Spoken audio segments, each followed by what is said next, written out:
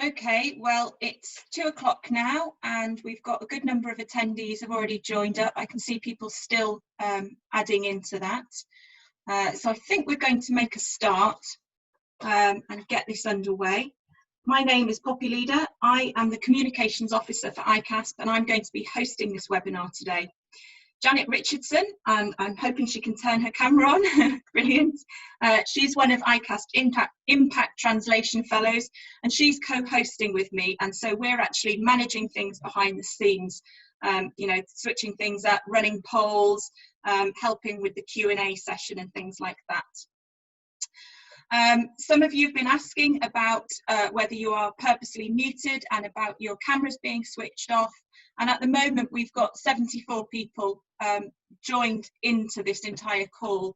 And what Zoom automatically does is mute all of the attendees, and also all your cameras are switched off. We can only ever have a certain number of cameras running at one time anyway because of the bandwidth.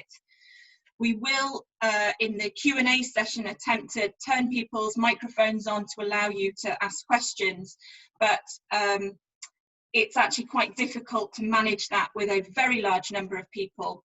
So yes, I'm afraid it's a bit one way for quite a bit of this until we get into the Q&As. I will briefly though mention to you some other ways that you can interact with us, and we're really, really keen to encourage that. So what I'd like to do now is just quickly introduce you all to the rest of the panel. And I'm just going to stop sharing that and see if I can get people to turn on their cameras as I introduce them and their names. So first of all, we've got Joe Holden, who is the iCASP director. Give a wave, Joe. We've also got Ben Rabb, who's an Impact Translation Fellow. Superb. You'd think we'd practice this. We've got Claire Scannell from the Met Office. Brilliant.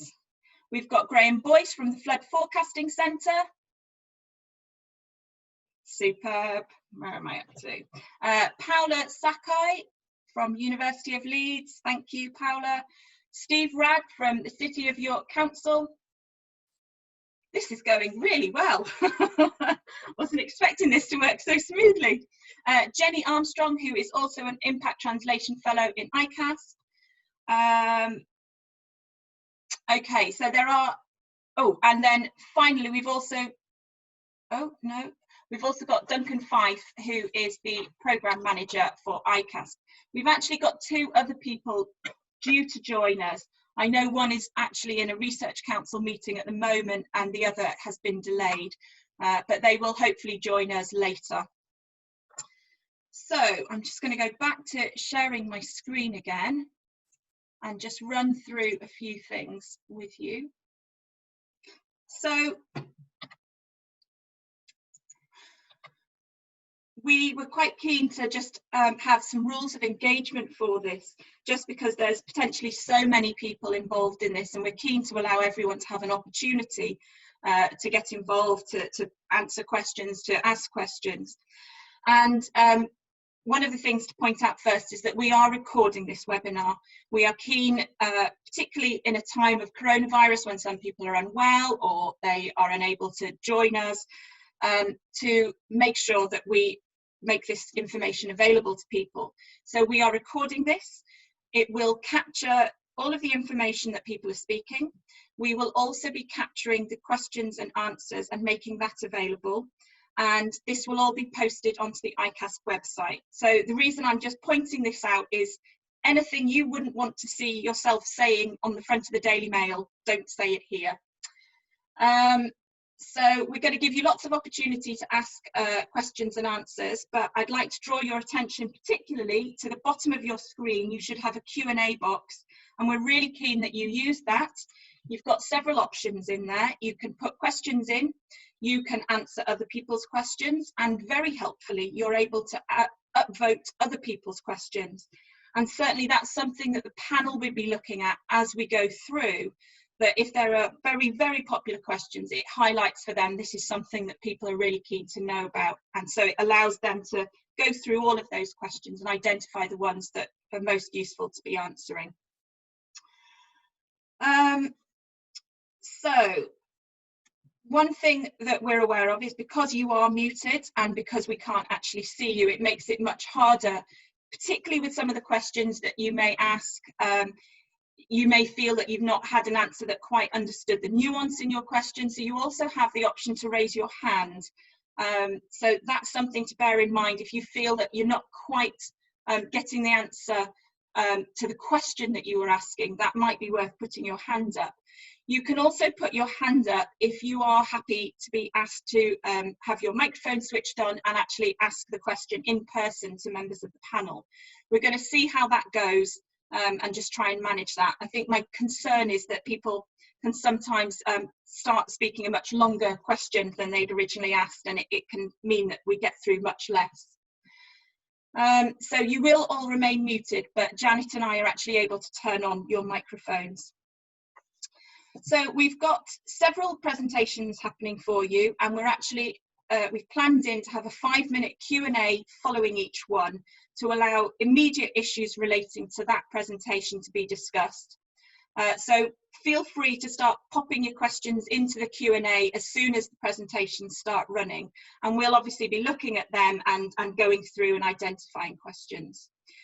The other thing to point out is that we're going to be asking you to fill in some polls as we go through. So some of the panelists have thought about specific questions they're keen to ask you relating to what they've actually presented. Some of these polls will actually be really useful for us in helping shape some of the projects. And it's useful for us just to understand the levels of engagement and information like that. So the final thing is that we're aware that there's a lot of people on here at the moment, that not everybody has the most fantastic internet provision. And so one of the things that I've done is put all of the presentations online, and we'll make that available shortly so that you can actually go back and look at them. They'll be slightly better quality than actually being seen through a webinar.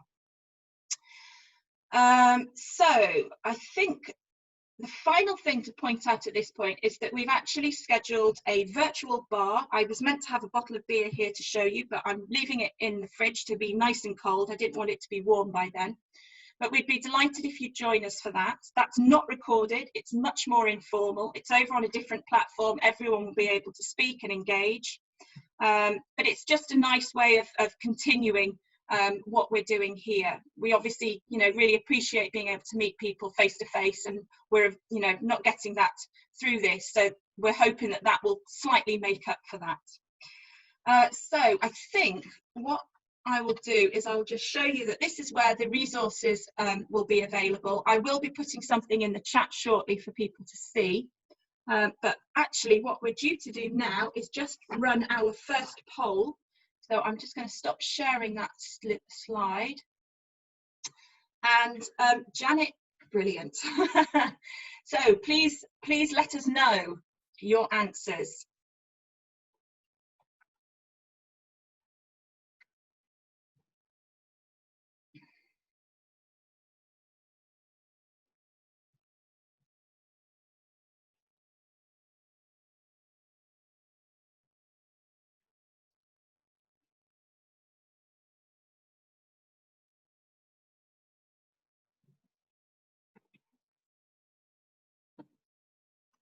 Okay, so we can see the answers. So this is just really useful for us to get a feel of who's here today, how much interaction you've had with us previously, whether we've worked with you or your organisation. So it's just useful for us to understand that a little better.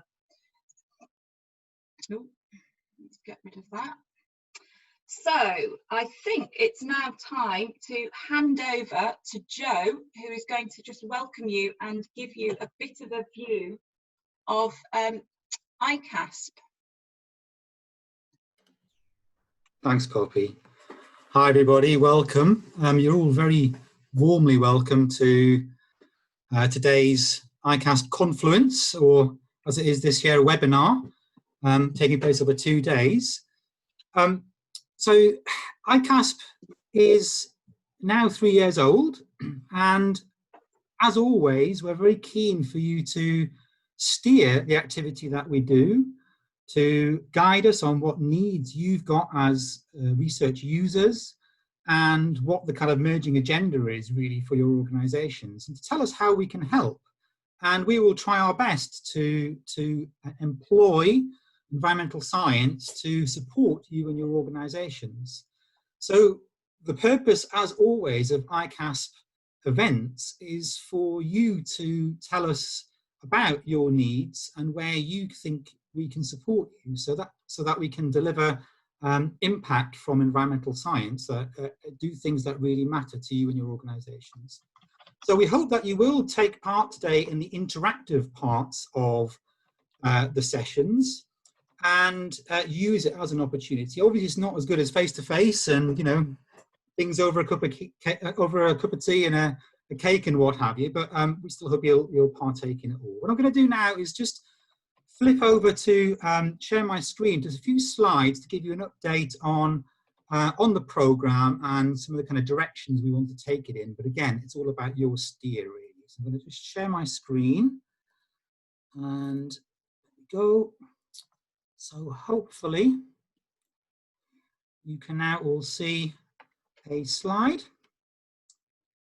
And I'll just move forward one. So iCASP, for those of you who maybe are not aware of what the programme is really all about, it's funded by the Natural Environment Research Council, and it's all about using existing environmental science, particularly from the universities of Leeds, York and Sheffield, plus the National Centre for Atmospheric Science, so that underpinning science from those organisations, to help generate £50 million of economic benefits to Yorkshire. It also seeks to grow the network of catchment solution stakeholders, so to really enhance the conversations, to enhance the knowledge base amongst that network, so that we're all much more informed about what everyone else is doing, what particular organisation agendas are, and so on. We seek to inform policies and strategies, and we also want to produce materials, tools, processes that really assist sort of on-the-ground solutions. So we have an extension from NERC through now till January 2023, and that's been granted because of the pandemic. So we're about at the midpoint of iCASP, really.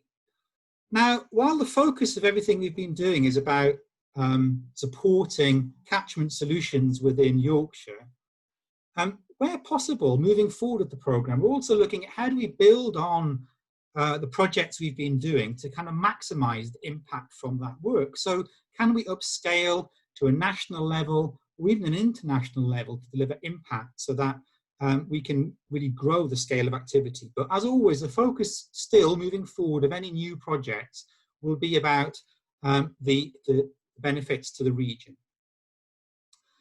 So iCASP has 6 integrated themes. So these are quite broad themes: water quality, carbon sequestration, climate resilience, drought and flood risk mitigation, flood forecasting, and sustainable agriculture. But the key thing here is the I part of iCASP, and that's the integrated part. So we're looking at where we can deliver solutions that might address several of these key themes, and also that helps integrate organisations, so working in partnership to deliver those solutions, and even where we can integrate funding or other resources. So how can we bring organisations together, embed environmental science in some of that thinking, and then allow more cost-effective solutions to be developed on the ground that support a wide range of different needs that we have in the region. So we have roughly 30 projects that have been running under the programme so far. Many of those are still underway, some have completed, and they're all of different scales. And through those projects, we've developed a number of impacts to date. So for example, we've supported the development of 16 business cases in the region with investment plans to roughly £200 million that we've kind of helped inform in some way or other. We're connecting with more and more organisations over time, so we've got about 160 new organisations that are now attending our various events through projects and topic discussions and so on. And we're working with 40 partners directly, specifically named as project partners through the projects themselves to help work in a collaborative way to deliver the solutions from the work in each project.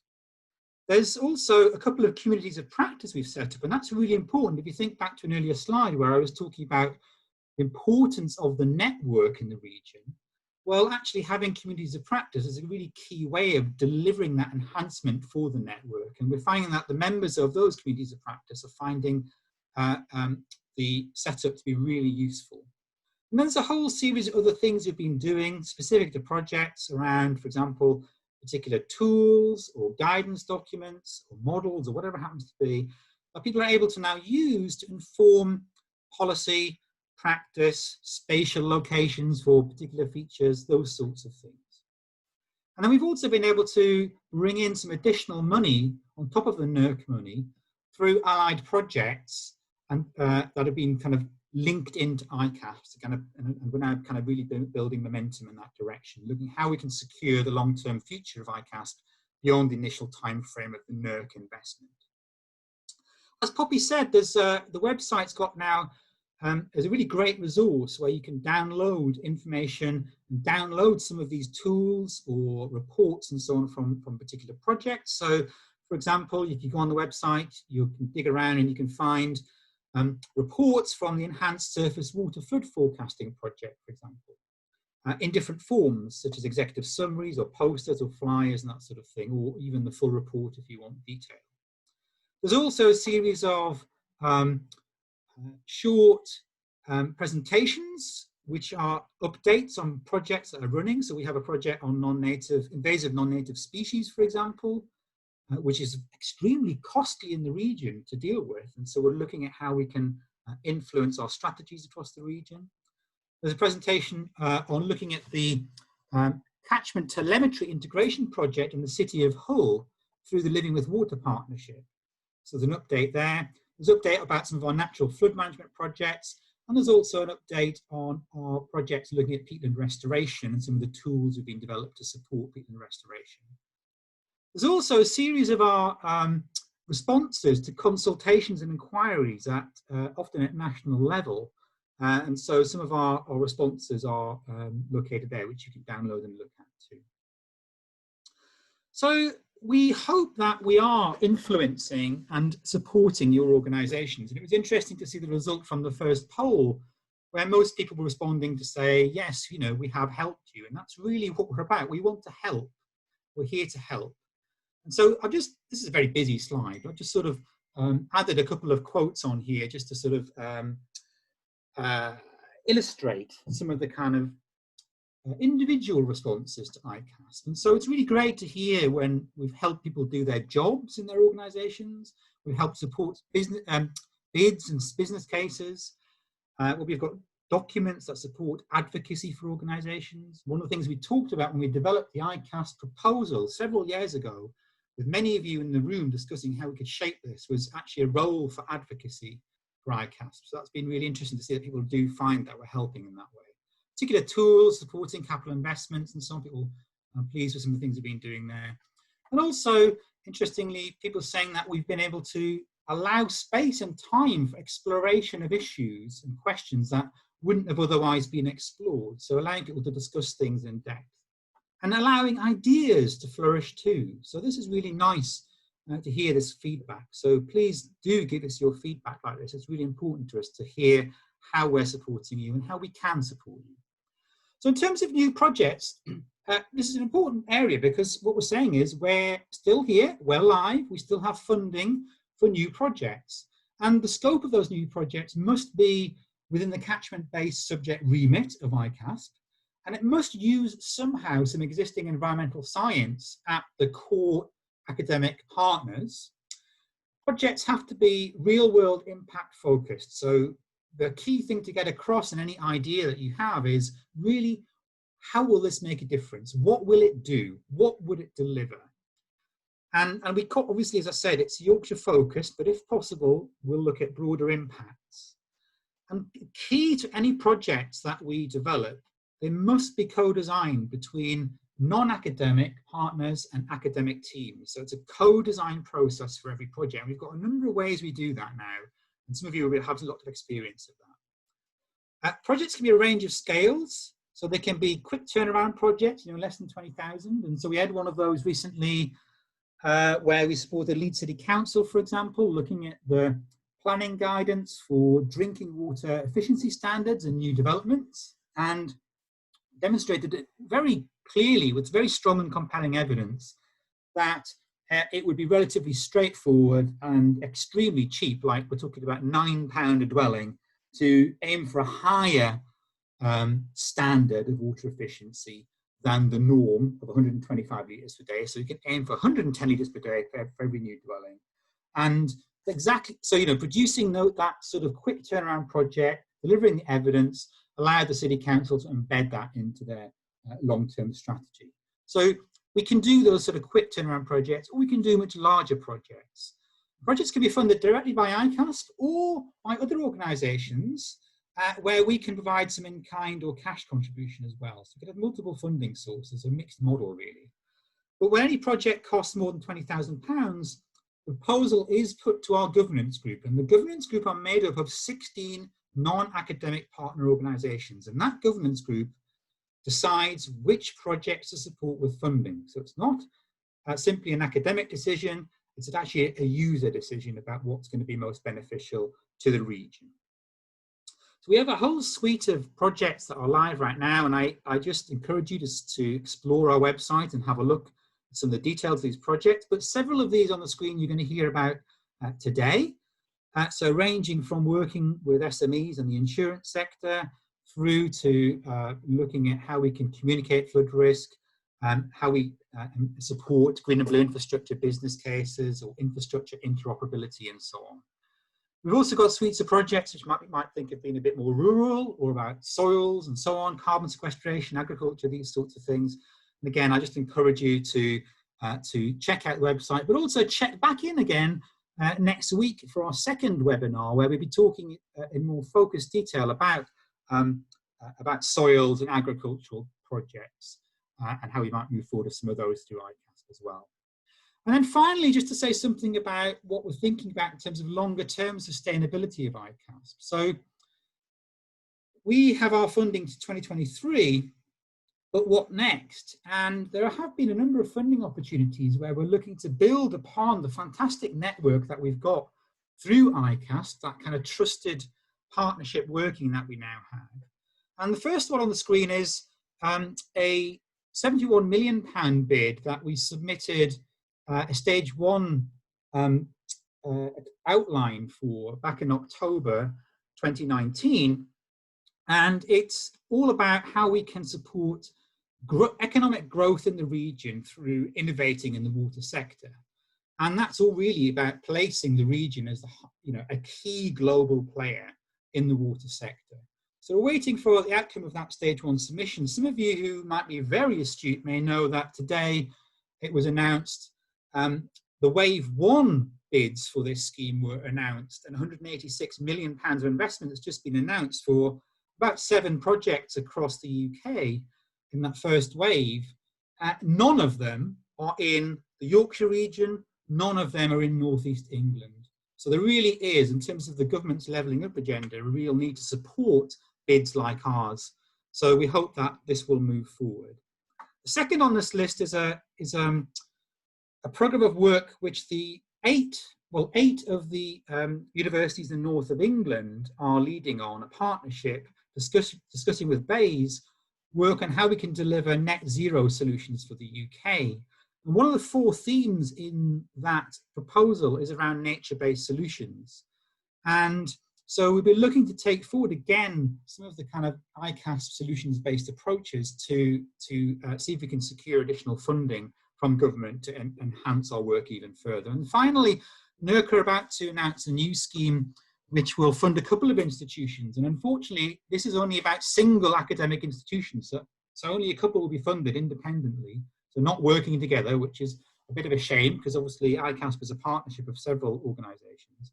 But the point is that this scheme is all about delivering environmental solutions. So it has to be to the needs of the non-academic community. But it can be on any environmental topics. And that scheme hasn't been announced yet, but it will come out soon. So we'll be in conversation with many of you about these things. So that's just to give you a flavour of some of the up and coming opportunities that we hope to take advantage of to enhance and build upon the starting point that has been the first 3 years of iCASP. So I'll end it there, and I'll just say I hope you enjoy the webinar format of iCASP this year, iCASP Confluence this year. I'll also end just by expressing my sincere thanks to the whole team. So the office team, the translation fellows, all of the academics involved in projects, but most importantly, all of our project partners who make all of this happen. Because iCASP is about a partnership. It's about developing solutions together in an integrated way. And we couldn't do any of this without that partnership functioning really well. So I just want to thank you all for taking part in iCASP, in the whole process, and for joining us today to engage with the discussion as well. Thank you very much.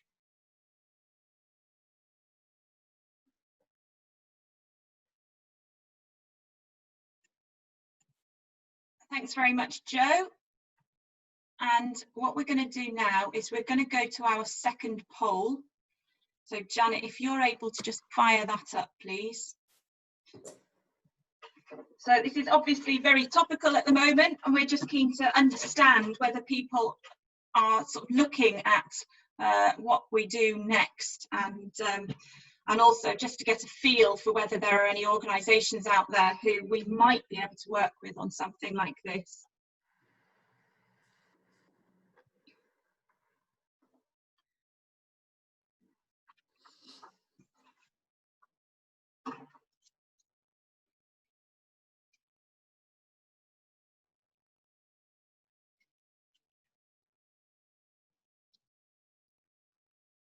Okay, Janet, I think we can probably share the results now. Fabulous. Okay, I think that's really encouraging. That's very good to see. Okay, so I'm aware of the time. We're actually already running a little bit behind time. We've clearly got a lot to say to everyone. So I think what I'm going to do is I'm going to move on straight away to Ben Rabb, who's going to do an introduction to the whole sort of theme of what we're doing today. And then we will take some questions at the end of that. I can only see, okay, I can't actually see any Q&As in there at the moment. But what I'm going to do is I'm just going to get that underway. And then what we will do is we'll come to some Q&As after that when we've had a bit of opportunity to have some more submitted.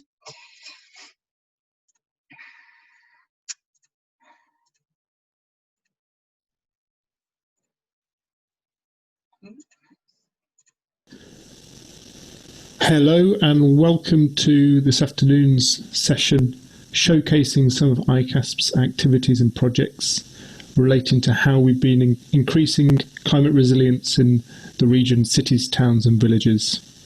My name is Ben Rabb and I'm an Impact Translation Fellow in the programme.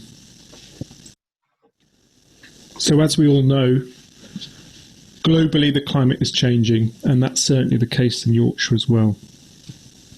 The most recent UK climate change projections, UK CP18, reinforce the evidence we have that we will be expecting to experience hotter, drier summers and warmer, wetter winters, and generally more extreme weather.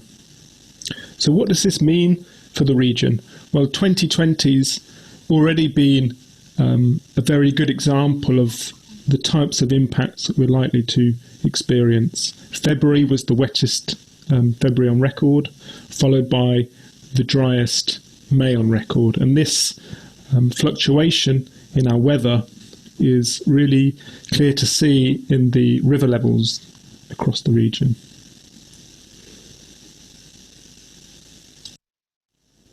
What does this mean for society? Well, back in the winter, we experienced widespread costly flooding, followed by, in May, concerns about water availability and potentially an impending drought.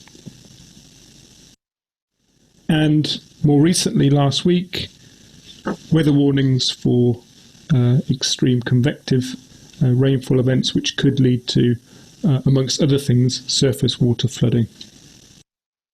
So back in 2017, the UK carried out its climate change risk assessment. And what you'll see from this list here is that climate change doesn't necessarily create new risks, rather it exacerbates existing risks. So number one, we have flooding and coastal change risks to communities, business and infrastructure. Number two, we have risk to health and well-being. Number three, shortages of water for agriculture, energy and industry. Number four, risk to natural capital, ecosystems, soils, biodiversity. Number five, risk to food production. And number six, pests and diseases and invasive non-native species. And what iCASP projects have aimed to do in many cases is to improve our ability to anticipate, plan for and mitigate these risks in particular. So this slide summarises some of iCASP projects in this broad theme of increasing climate resilience in the region's cities, towns and villages, each of which will be expanded upon in the sessions this afternoon. So back in 2017, we had a project which then looked at the prospective future use of UK CP18 projections for assessing drought and flood risk in the region. Some of the data from those projections then went into an evidence brief for local authorities to improve their water efficiency standards. We had a project looking at enhanced surface water flood forecasting. And this is really important because what the projections are telling us is that these convective heavy rainfall events will become more frequent and surface water flooding will become an increasing risk. We also have a project on improving the biosecurity measures that local authorities take to reduce the risk of invasive non-native species. We have a project on, in partnership with Public Health England, on the use of environmental science for health and well-being in the climate emergency, and that's all around using a web GIS to allow collaborative decision-making in public health in local authorities. We also have a cluster of projects related to improving flood resilience. So we are working on the DEFRA Property Flood Resilience Pathfinder project. We have another project on improving flood risk communications, and separately on improving the resilience of small and medium-sized enterprises, as well as a project in Hull looking at integrated surface water telemetry. We also have a couple of projects on improving and influencing the business case for green and blue infrastructure, and associated with that, a project on a systems approach to urban infrastructure management, more of which we'll learn about later. iCASP being an impact programme, what we'll also be doing is highlighting the interdependencies between these projects, the links, the partner projects with organisations outside of iCASP, and also the wider impact that these projects are having on society in the region and nationally. So, for example, the CP18 project led to some national guidance. The water efficiency evidence brief has been used by Leeds to actually adopt a new standard for water efficiency. Our work with the UK CP18 data led to us being invited to be scientific advisors for the Climate Coalition's Show the Love campaign in February of this year. The enhanced surface water flood forecasting is influencing national services at the FFC, the Flood Forecasting Centre. The Environmental Science for Health and Wellbeing project is now working in partnership with the Met Office's regional prototype climate service. So we'll talk a bit about that later, but that's a really interesting partnership which has been developed. And the Green and Blue Infrastructure Project has been feeding into, amongst other things, Leeds' City Air Spaces strategy, which is all about improving the city centre.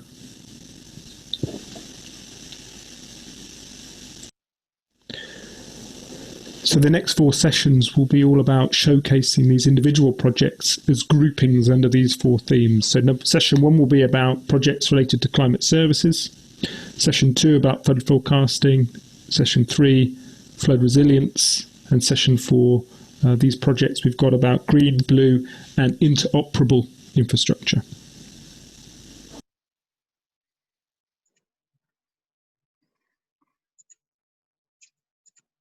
Okay, thank you very much for that, Ben. I'm afraid my controls have gone a little bit haywire here, which is why we skipped past the Q&A before. So I'm just trying to get that underway. I can see now that actually we've got a couple lined up. So what I'm going to do now is actually pass forward to Ben and Claire and their talk. And then what we'll do is we'll pick up all of the questions at the end of that. So this is going to be Ben and Claire now talking about climate services.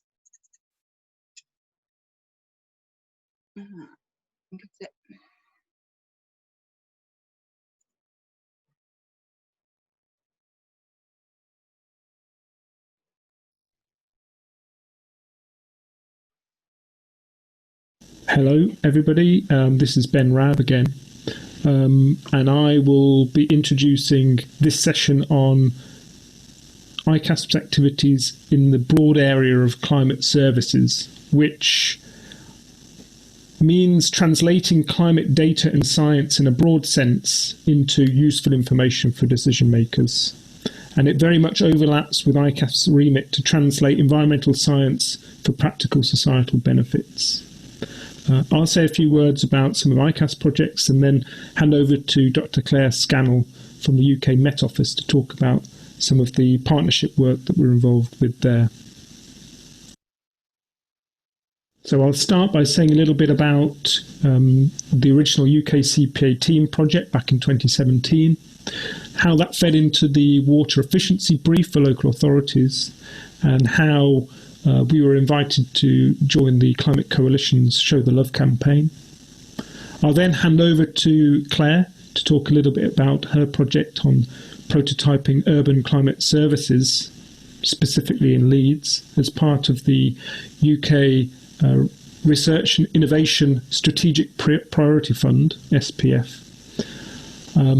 And then I'll talk a little bit about another iCASP project which links in with that, which is about using environmental science for health and well-being in the climate emergency, in partnership with Public Health England.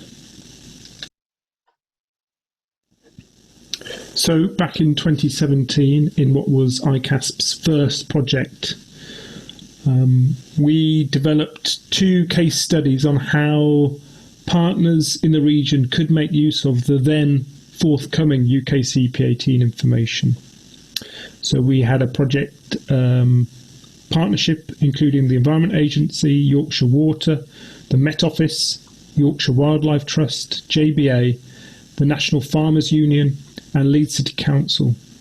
And between us we came up with 2 case studies exploring various pathways in which these organisations could make use of this information to firstly assess the future risk of drought and secondly the future risk of flooding.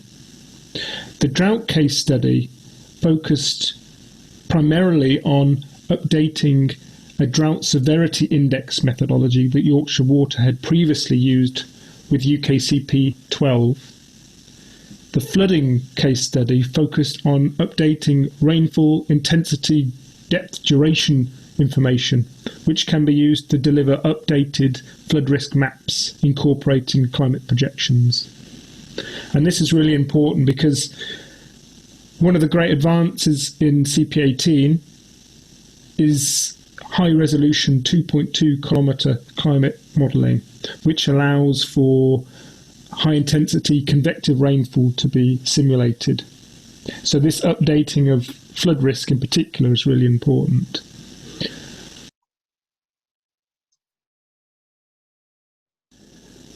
around the time of the launch of the projections, these 2 case studies were assimilated into a 2-page brief that is hosted on the Met Office website for other users to refer to when they try to make use of the new projections. At the same time, we convened a regional UK CP18 forum, specifically for the Yorkshire community of practitioners, so they could ask questions of the Met Office team and other users, connect organisations and individuals using or planning to use the information.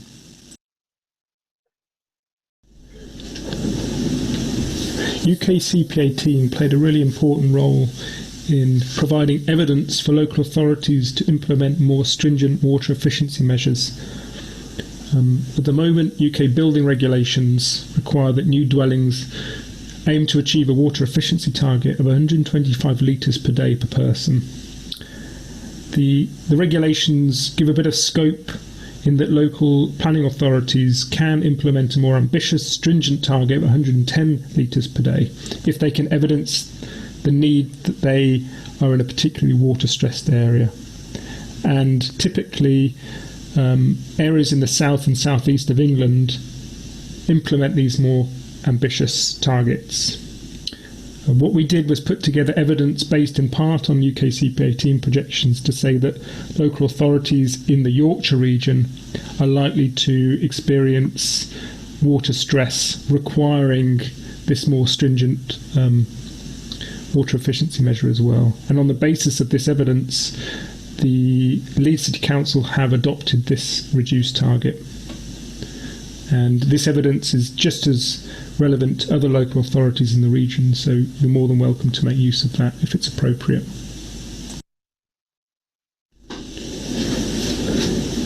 Through our involvement with the climate projections, we were invited to collaborate with the Priestley Centre, International Centre for Climate, also based at the University of Leeds, to act as scientific advisors and contribute to a report for the Climate Coalition's annual Show the Love campaign.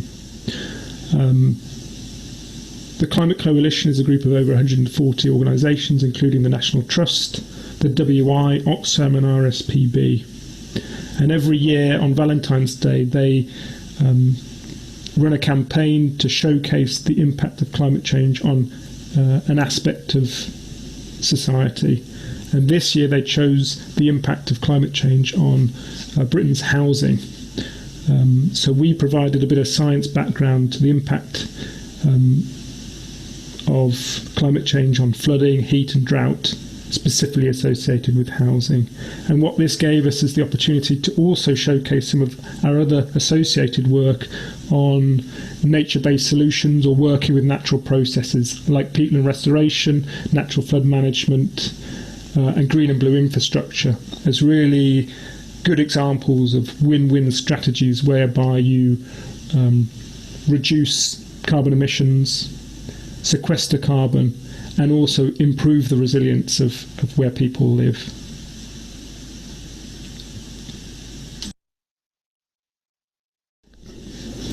So before I hand over to Claire at the Met Office, the last project I wanted to introduce is an exciting new project called Environmental Science for Health and Wellbeing in the Climate Emergency. And the aim of this project is to identify the latest environmental data to help local authorities evidence collaborative decision-making across departments which typically don't speak to each other. So, for example, flood risk management and the education, children's services, transport, public health, all these various groups are coming together to form decision-making groups in response to the climate emergency, but there's a need for them to be able to overlay their data sets which relate to their decisions with others in a coherent way. The other aim is to help monitor the effectiveness of any interventions over time. So if a clean air zone is implemented, what is the impact that's going to have on the incidence of illness in the city? And the project is focused around a tool called SHAPE, which stands for Strategic Health Asset Planning and Evaluation, which is an existing tool developed by an SME in Leeds called Parallel, and it's hosted on behalf of Public Health England. It's used by 8,000 people across the UK, and it allows data from different departments to be visualised together to reveal new insights. So for now, I'm going to hand over to Claire to talk a little bit about the associated Met Office project on climate services, but I will come back to say a few more words about how we could use the Met Office data in this particular project. Thanks, Ben. I am Claire Scannell, and I'm part of the Urban Climate Services team at the Met Office. Part of our role is to use climate information to develop robust climate services for city decision makers so they can make informed decisions about the future. Today, I would like to give a brief overview of some of the work we are doing with a particular focus on precipitation through the Strategic Priority Fund programme. This is a 5-year joint Met Office UKRI programme of which we are in year 2. In year 1, we developed a city pack with Bristol City Council.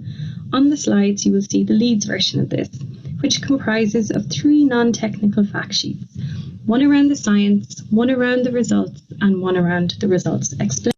These contain headline messages on what climate change means for a particular city using the iCASP 25-kilometre projections across all scenarios. These very much help to place the scale of climate change into context for city decision makers. For example, if we focus on precipitation, by 2080 in the worst case scenario, we could see up to a 30% increase in rainfall in the winter in the Leeds area. In year 2 and onwards, we would like to work with cities and support their efforts to become more resilient to climate change by developing services at a city level focused on key climate variables such as precipitation and heat, and placing this in the context of key city interests such as blue-green infrastructure or particular vulnerabilities identified by the city. These slides are courtesy of Daniel Cotterill at the Met Office and his work which he is doing as part of the SPF programme, and illustrates the type of work that we could do at a city scale. The information on these plots are generated from the 12-kilometre iCASP or CP 8.5 data and are for the period October through to December. The first plot on the left shows the future return period of extreme events with greater than 50 millimetres of precipitation, and the second plot on the right shows the percentage increase in the frequency of these events between 1990 and 2080. If we focus on the Leeds area, which is highlighted by the red circle, we can see that under this scenario, such heavy rainfall events could become as frequent as 1 in 5-year events by 2080, which represents a greater than 100% increase from 1990. What we would like to do is create the narrative for UK cities within this national context and build the evidence base that city decision makers need to make informed decisions. Based on this, and through iCASP, we have recently started discussing with Leeds City Council on the potential of such services with the aim to develop a prototype over the next few months. If anyone has any queries, comments, or would like to provide feedback, all of which would be very much appreciated, please feel free to contact me. My email address is on the slide, and the website link to the SPF programme is on the page for further information. Thank you very much. Bye. Thanks, Claire. As I said, I thought I'd come back and say a few words about how we could use the information like what Claire's been talking about with the climate projections and other environmental data that iCASP is involved with, to use that in the project we have on health and well-being in local authorities and interdisciplinary decision making, which is now occurring in response to the climate emergency declarations that more or less every local authority and combined authority in the country. And here are just a few ideas about the sort of decisions that could be made as when you overlay data sets from a variety of different sectors and sources. So, for example, we can engage the education department on issues to do with sources of flooding and encourage them to take up sustainable drainage. We could locate areas where green and blue infrastructure could relieve particular pockets of mental health and also relieve flood risk in a city. We can also use the tools that we're going to be developing in this project to monitor the impact of decisions. So will the clean air zone proposed in Leeds lead to a reduction in respiratory illness?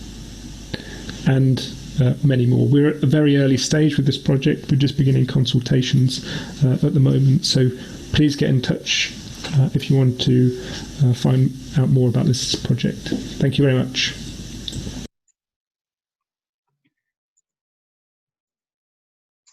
Okay, thank you very much, Ben and Claire. I'm just going to stop that now. So what I'd like to do is invite Joe and Ben and Claire to all switch their cameras back on, and we're going to do some Q&As. So I think I've managed to get my Q&A function working properly again. I've just been going through them. So we've got several questions in. I don't want to ignore anyone's.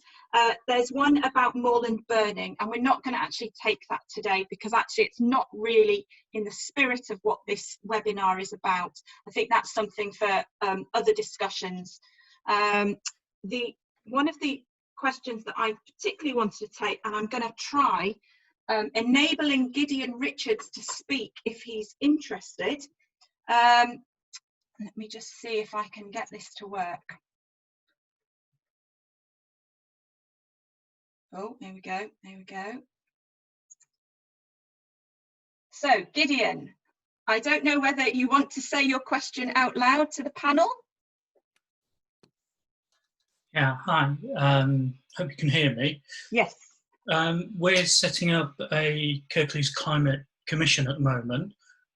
We're quite a diverse area in terms of geographic. So we have towns, big towns, and we also have quite a lot of rural areas and into the Pennines as well. So I was wondering sort of where, now we're at the early stages, but it sounds like what you're doing could be very helpful in terms of us, in terms of the pathway mapping and also looking at how we can actually use the information for mitigation and adaptation. I was just wondering if you could maybe give some thoughts, initial thoughts to that. I'm happy to go first. Hi, Gideon. Yes is the answer. I mean, the project we have on environmental science for health and well-being in partnership with Public Health England is specifically to allow these interdisciplinary decision-making processes that are happening at all local authorities to respond in a sort of practical way to the issues to do with climate risks, which will be very specific to the locations all around Kirklees. So I think, I mean, I can't say that we'll develop a system as well for Kirklees, but the idea is that the learning from developing this system for Leeds will be disseminated for other local authorities to make use of that system as well. And Shape, the online GIS tool that I put in the slides there, is used by public health at all local authorities. So 8,000 people currently use it. So you will have access to that system at your local authority, and you'll be able to adopt that same methodology of overlaying climate scenarios with, you know, where schools are, for example, and then allow that discussion to occur around the table. Is that going to, sorry, can I just ask, is that going to be broader than just the authorities? Like obviously the authorities is a key partner for us, but we're a whole stakeholder group. We're part of the PCAN organisation, sort of network at the moment. We're just very early on, but we'd like to be a key part of that. And because we are so diverse, you know, I think it would be useful for everyone to be able to engage with that. Agreed.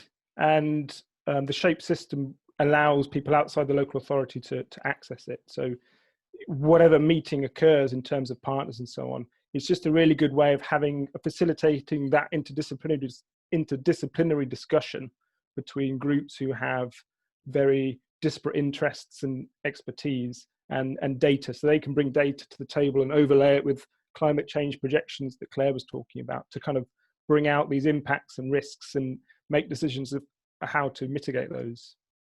Yeah, thank you. I'm nodding a lot, but you probably can't see that. All right. That's good. Could I just make one point, please? So hi, Gideon. I'm not sure if you're aware, but my team have been engaging with Professor Peter Roberts. I am aware, who's yes. also helping with the Kirklees Climate Commission. And we're discussing with him on whether or not our city pack might be a useful tool for the Commission over that region. So we've only started those discussions, but hopefully going forward, we will be able to do something that helps the Climate Commission go forward in terms of resilience. Absolutely. I'm glad you mentioned that, because this is why I'm on the call, actually, in particular, because it all links together. So, yeah, no, we're looking forward to working with you, hopefully.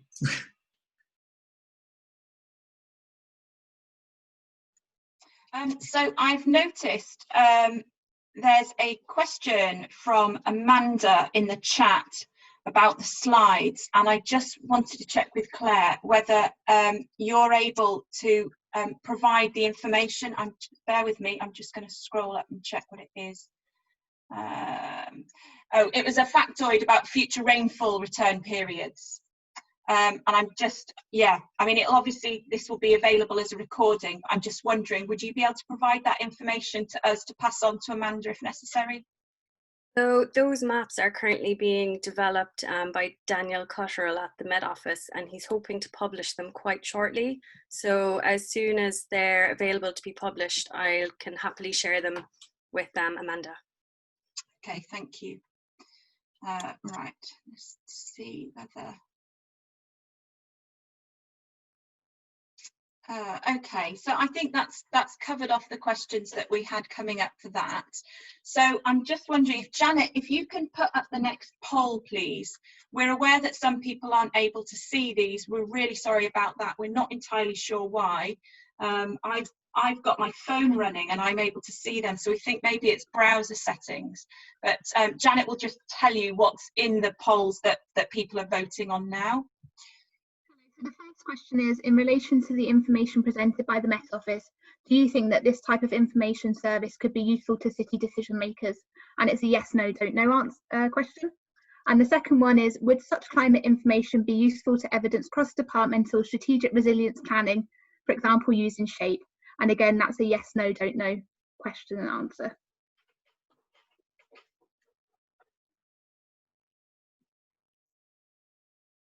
So for anyone who can't see the poll happening, what we can do is we can actually see at the moment people voting on this. And I'm not going to tell you the results because it's still moving a little bit, but as soon as Janet ends the poll, we'll tell you what the results of that were.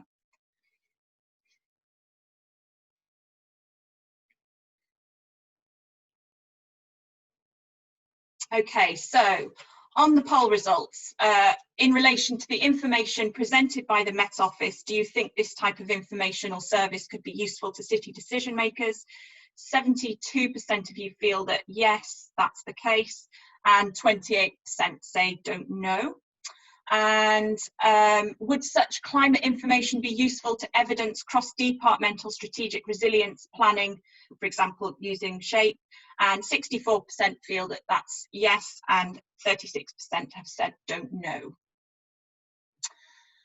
Okay, so we're going to move on to the next session, and this is about flood forecasting. So, going to... Oh, hang on.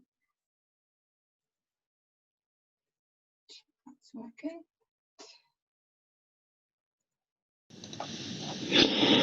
Okay, so I'm going to talk about the iCASP Enhanced Surface Water Flood Forecasting Project and the impact of iCASP on national forecasting services.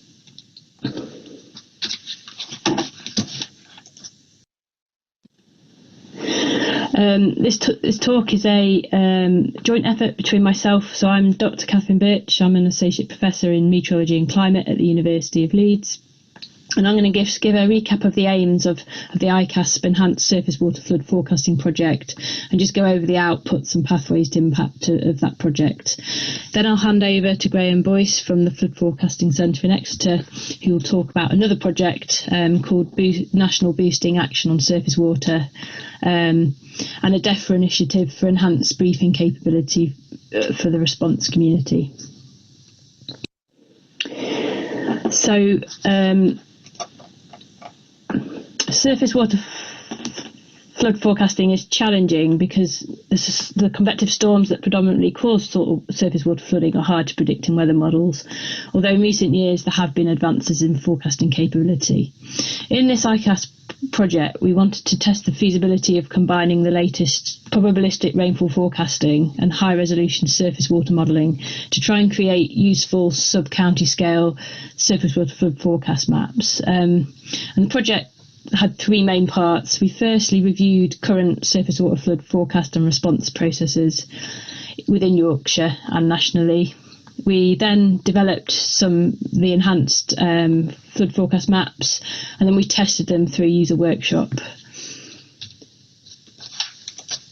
And this project is now 95% complete. We had the workshop last year, and now we're just working on maximising the impact of the project, which of course is the most important part. So existing impact pathways for the project are, we've published the results from the project in several industry magazines, so in the Emergency Planning Society magazine and the Environment Agency magazine. And we've also communicated the results to people such as the Forecasting Centre through a visit, and also to local forecast users and flooding stakeholders through events such as the Yorkshire Flood and Coastal Committee workshop.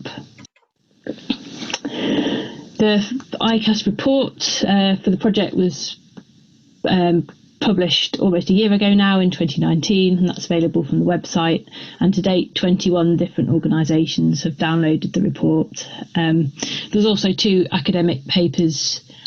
There's one that I'm going to submit by the end of this month, which is a outline of the entire project, and then there's a second paper which has already been submitted on the more technical side of developing the new surface water flood forecasts. So these are the recommendations from our project. First of all, we suggest that we need to provide local authorities with additional support for surface water flooding.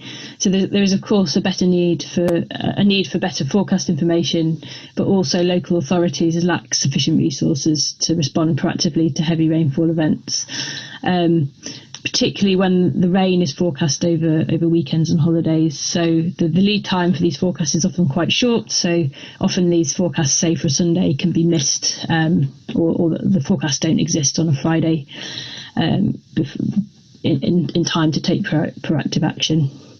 The second recommendation is to encourage decision makers to make better use of the existing static surface water flood maps. So ultimately in our project we found that the new products that we developed were probably not the right option due to the amount of computing time that's necessary to produce them operationally and the uncertainties in the rainfall forecasts that go into them.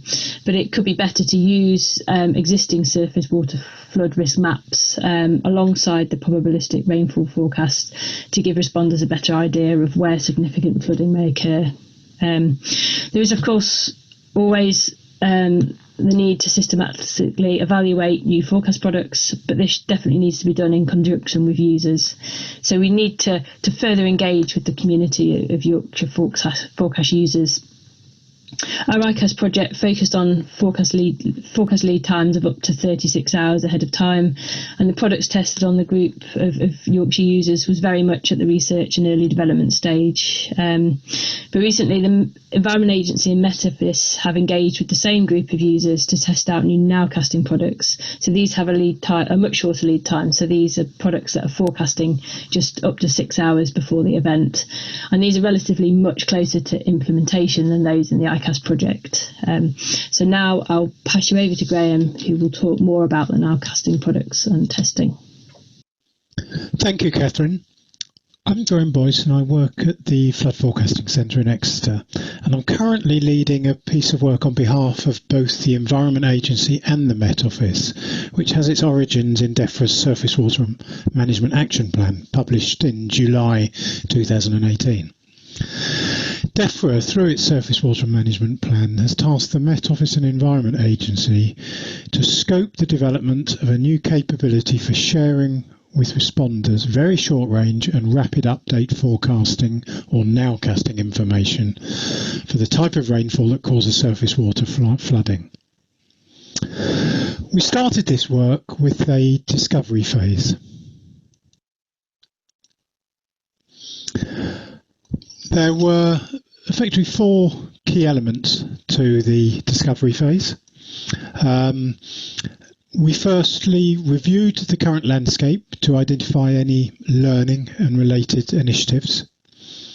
Perhaps the most important, we looked to identify user needs of responders, working with Category 1 and Category 2 responders, including iCASP members and central government. The main activities of this was to review existing user research information, to undertake user research interviews focusing on responder context and behaviour, how information is currently received and how the responder approach could evolve if more information was provided, a structured questionnaire, and some user and usability testing using mocked up information products to determine whether these were usable and valuable. We worked particularly with the Met Office to identify existing and near future sort of nowcasting information. And we also considered existing delivery methods and systems that could be used. I think it's important just to stress what this work isn't about. It's not a new warning service. It's not in itself delivering an operational service. It's an exploratory piece of work. It's not dealing with the public. We're not engaging directly with the public. It's about surface water, not rivers and sea flooding, and it's not looking at new ways of modelling or future surface water flooding or assessment of risk. It's about sharing information that already exists.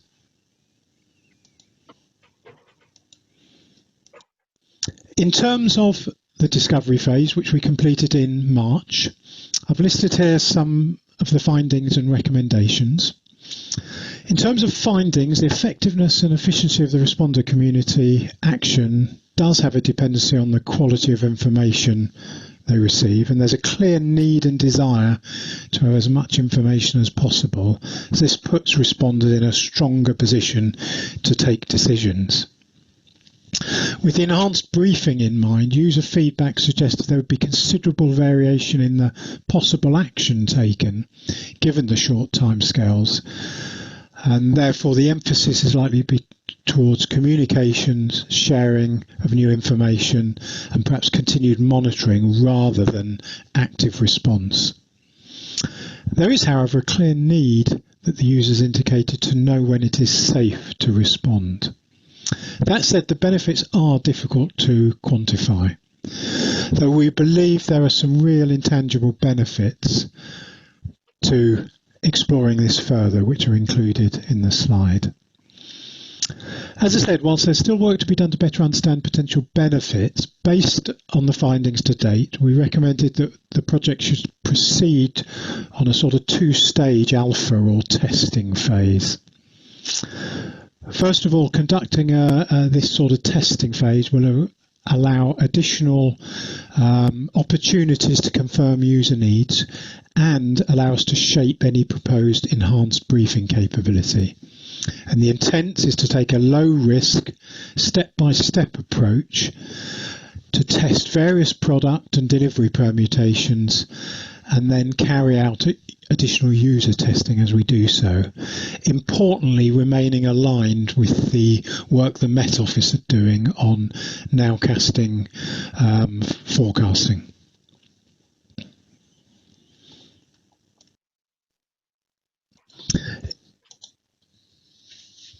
As I had previously suggested, our discovery phase was completed in March, and Unfortunately, subsequent to this, like many things, our project plan has been impacted by the coronavirus pandemic. And while our alpha phase was due to commence in March and then run through to this September, we had proposed using the initial alpha phase to learn more about the user needs using low fidelity prototyping based on test data and exercise through model office approach to help us create an end-to-end prototype ahead of the UK or this summer's convective season. This allows user testing to proceed in a safe environment, hopefully revealing the effectiveness of the proposed business change. And it can also reveal limitations of business processes, can help develop knowledge amongst participants, and hopefully provide a demonstration of the capability and encourage buy-in. So whilst we were able to do some preparatory work for the model office, planning both face-to-face and online sessions, due to the current pandemic, we've suspended or put on hold the alpha phase of this work, with a view to restarting it when our user community, people like yourselves, have perhaps the space to contribute to and support it in a more focused way. So we paused the work in mid-May. We're reviewing it regularly. Our current thoughts are that we may be able to restart in September at the earliest, but again, this may be later. And on this basis, we've proposed that our pilot phase that would have taken place this summer will have to be delayed till next summer's convective season. We are waiting for some confirmation as to whether budget will be available for this, so there's still some uncertainty. In the meantime, our delivery team has been reassigned and we'll reconvene that team when we are ready to restart. If you want any further information, please contact me. I'm the project executive, or Alex King, the project manager, and our details are shown on the slide in front of you.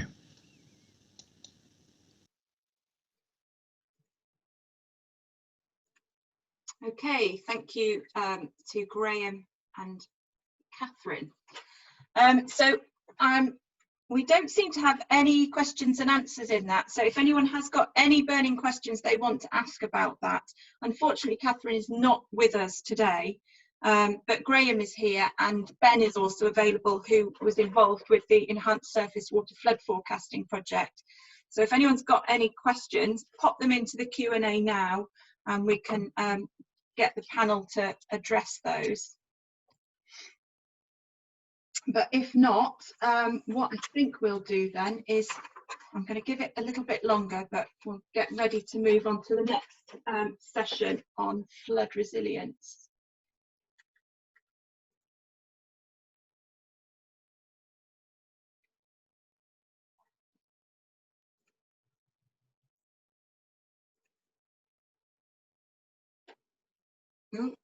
No.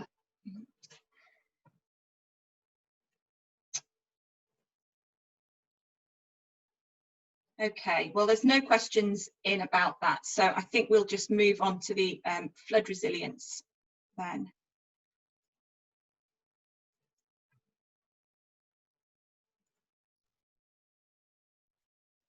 Hello, my name is Paola Sakai. I am a UKRI Research and Innovation Fellow at the University of Leeds. Welcome to this session where we will talk about how iCASP is working to improve flood resilience. Next, we will talk about 3 exciting projects, and they fit here within the overall topic of improving resilience in Yorkshire cities, towns and villages. With me are Steve Ragg and Jenny Armstrong. Steve is the flood risk manager of the York City Council, and he is in charge of the Pathfinder project. Jenny is an iCASP Impact Translation Fellow who is in charge of the Risk Communication Project, and I will tell you about the Small Businesses Project, which I am leading. We will outline the 3 projects and then we will move on to looking at how they complement each other and how we will share learning.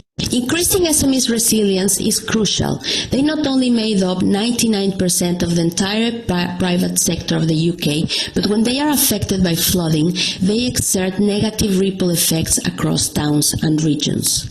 So SMEs need to increase their resilience, but there are some barriers in these regards. If we look at the red stars here, lenders, insurers and surveyors, they do not insure or lend as they do not trust that their money will be safe because they do not understand SMEs' flood risks. On the other hand, local and sub-regional authorities don't have the necessary evidence on the economic cost of flooding on small businesses to put into their business cases and lobby for additional funding for flood protection. So this project aims to bridge these gaps to boost resilience on SMEs. And you can read more about this imperfect information in my new policy brief. To bridge the gap on the economic cost of flooding on SMEs, we're working with West Yorkshire Command Authorities and the Environment Agency to engage flood risk managers across Yorkshire and the Humber to co-develop a methodology to assess the economic costs of flooding on small businesses. So at the end, they have a unified system across the region and they are able to influence an increase in flood defense grant. To fill in the other gap, we are working with members of the DEFRA's Roundtable Task Force to engage lenders, insurers and surveyors so we can provide information to increase their knowledge on the flood risks that SMEs face and co-develop a tool to assess the effectiveness of resilience measures, piloted with small businesses and showcase successful stories. So we aim that this new knowledge increases trust and contributes to develop tailored products for small businesses so they are better protected in the climate change era. Hi there, I'm Jenny Armstrong, an Impact Translation Fellow working on the iCASP programme. I'm going to tell you a little bit about a project we've started recently, which is focused on communicating flood risk. This project has been run in partnership with Leeds City Council, the City of York Council, the Environment Agency and the Living with Water Partnership, as well as academics from both Leeds and Sheffield universities. As part of the iCASP programme, we're proud to have such a broad flood portfolio, especially, as Ben highlighted earlier, because the Climate Change Risk Assessment has identified flooding as the #1 risk to communities, business and infrastructure. This project isn't only to raise awareness of flood risk, but also to promote resilient behaviours amongst those at risk. It is hoped that the outputs from this project can not only be used by risk management authorities, but the wider iCASP portfolio and others, to develop key messages to increase the involvement in ongoing work to build resilience within catchments. Examples of this include the Property Flood Resilience Pathfinder, which Steve is going to talk to you about next. The Communicating Flood Risk project is in its very early stages. Ultimately, we aim to design and deliver engagement tools, principles and guidance to help risk management authorities and others overcome key challenges when communicating with those at risk. You can see on the slide the main challenges we have identified in terms of engaging with the public. We're going to try and conduct a poll with you at the end of this session to see if you agree, find out which ones are most important and see if there's anything we might have missed. The project's broken down into stages. Firstly, we're conducting interviews and focus groups with partners, stakeholders and engaged members of the public to 1, make sure that we have the most pertinent issues outlined accurately, and 2, to find out where there are opportunities to address these challenges. We'll then undertake a literature review to map existing research to these challenges. This will provide us with a knowledge base that we can translate into practical tools, principle and guidance for risk management authorities. They can then use these outputs to overcome the outlined challenges and communicate more effectively with those at risk. In time, we expect the project to enable community resilience to increase and to facilitate a closer working relationship between risk management authorities and those at risk. If you'd like to know more about the project or you'd like to be involved at any stage, please just get in touch.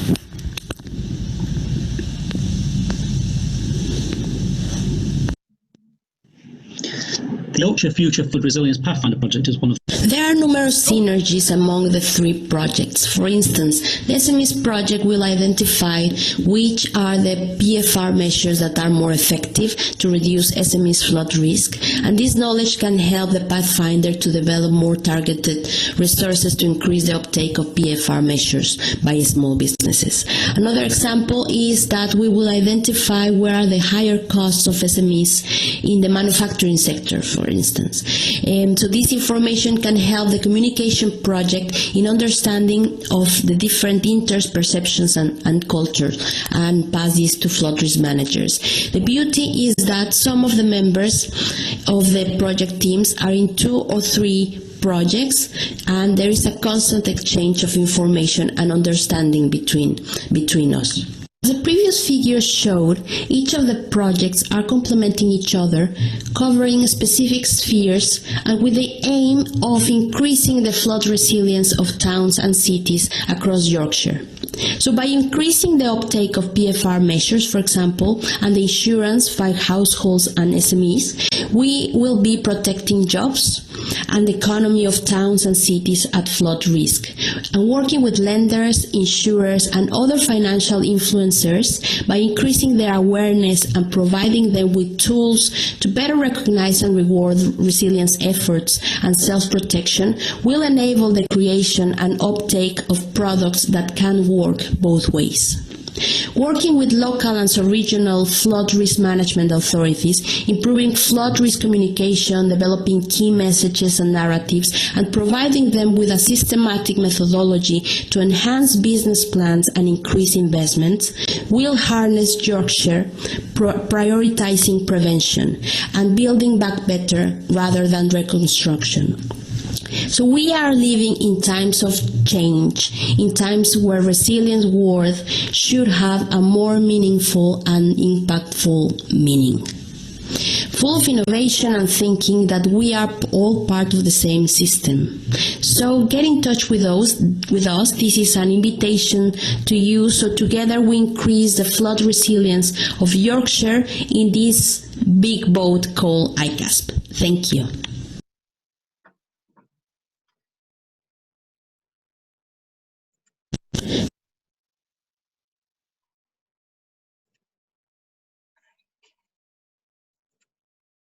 Okay, so we had a bit of a glitch there and we somehow lost everything that Steve Ragg was about to say.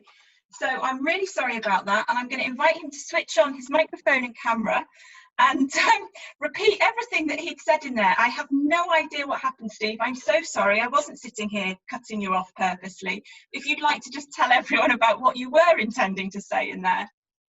Thanks, Poppy. It's the first time I've ever been referred to as a glitch, but I'll quickly summarise what was recorded on that slide. The Yorkshire Future Pathfinder project is one of 3 DEFRA-funded property flood resilience Pathfinder projects across the country. There's one down in the southwest, there's one in the Oxford, Cambridge area, and the Yorkshire one. And the Pathfinder projects are aiming to increase the understanding, awareness, and ultimately the uptake of property flood resilience in commercial and residential properties. DEFRA have funded various grants and initiatives over the years to try to push and generate the understanding and awareness and uptake of PFR over the years. But it's really a sector of the industry that people still seem reluctant to embrace and take on board.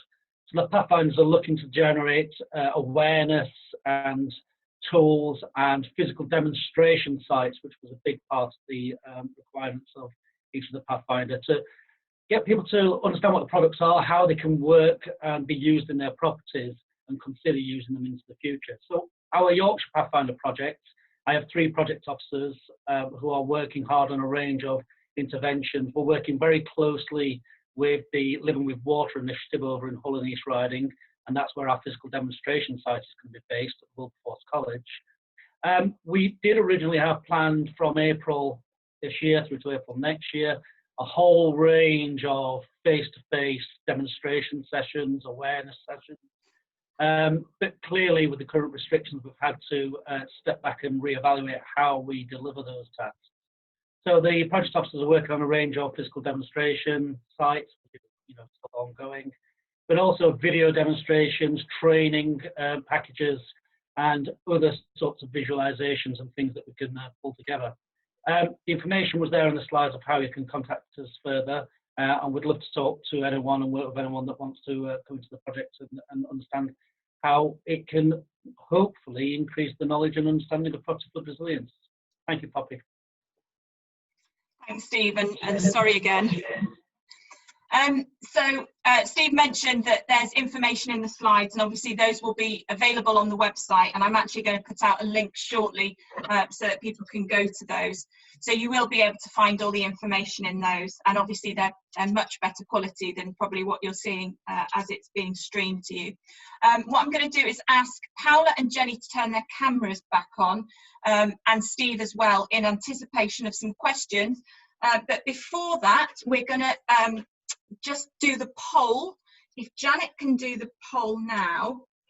So this was something that Jenny mentioned in her talk, and it's a really good opportunity for us to do a poll of you to just get a bit of sense about the challenges that the risk management authorities have identified when communicating flood risks to the public. So what we're trying to do is just better understand this so that we deliver useful and relevant outputs for the project. So what I'm going to do is, just for those of you who aren't able to see the poll, what we've done is we've identified 7 different challenges, and in 3 questions we're asking people to identify which is the most pertinent challenge, which is the second most, and which is the third most. So the challenges are understanding different interests, perceptions and cultures, raising the profile of flood risk, the acknowledgement of risk, promoting and tracking flood resilient actions, selecting appropriate language, and using the right language at the right time. Jenny, while that's running, I don't know if you want to just add anything to that as people are voting. You may not want to. Thank you, Poppy. Yes, so this exercise would be really useful for us in the project to make sure that the challenges that have been outlined within the proposal of the project, I mentioned that it was in its very early stages, are accurate and they're meaningful to you, so that the outputs that we deliver really are impactful and are useful. So yeah, it would be fantastic if you could vote on the poll, and also I've just seen that Janet has put it into the chat, so if you would like to vote on which ones are most important to you or the ones that you face, then that would be great. Also, if there's any additional ones that we haven't covered in the bullet points, then please just put them in the chat as well, because that would also be really useful for us.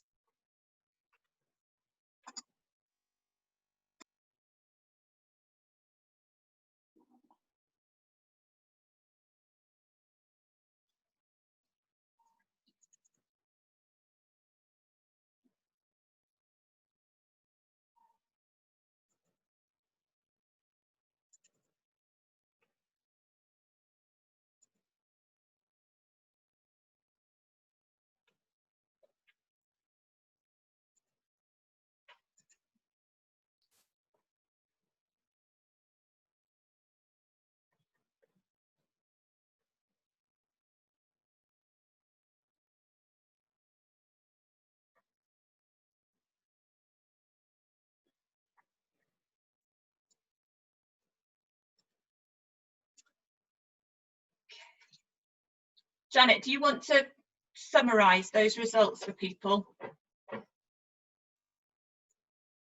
Hello, yeah, so for the most pertinent challenge was the acknowledgement of risk. For the second one, that was raising the profile of flood risk. And the third most pertinent challenge is understanding different interests, perception and cultures. Okay, thank you. So we've not got any questions in the Q&A there, but actually we had something submitted to us when people were registering, and I'm just going to read it out now. The government have made property flood resilient grants available. It appears to be only available for a short window to people who have been flooded recently. There is the increasing likelihood that anyone in a flood zone area can be flooded.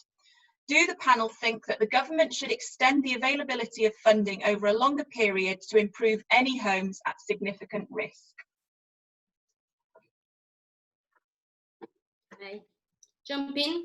Thank you very much, Poppy, for and the person for the question. So yes, the government has tried a different way to get grants to households and to businesses when they are flooded.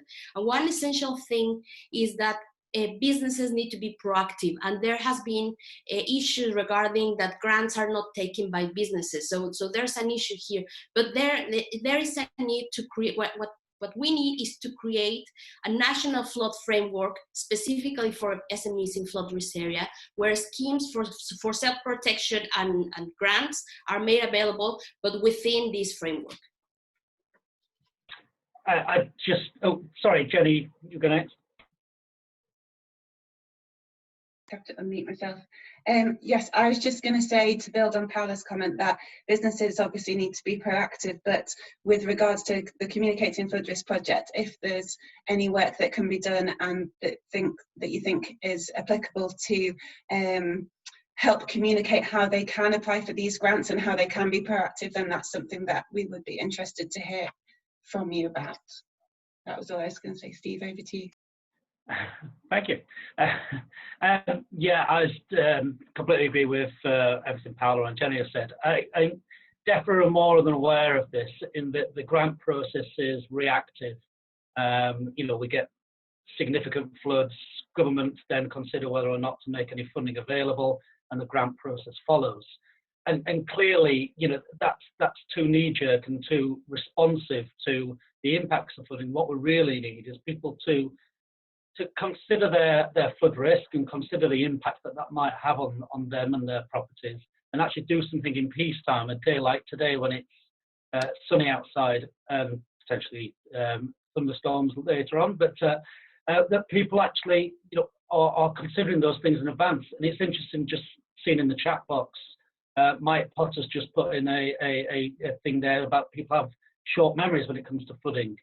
And I completely agree. You know, Mike's there in Pickering, and there's been a whole range of floods in Pickering over the late 90s, early 2000s. But then there was a gap in flooding in that location, and that knowledge and understanding and concern of flooding does soon pass. What we need is DEFRA funding available in normal times, and we need to give everyone the tools and opportunity to work with communities to actually put these interventions in advance of the next set of major floods.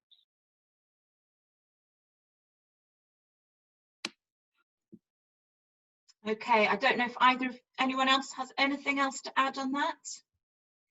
If not, what we're going to do is we've got another poll, and this specifically relates to Steve's property flood resilience project. So Janet, if you're able to fire that up. Fabulous.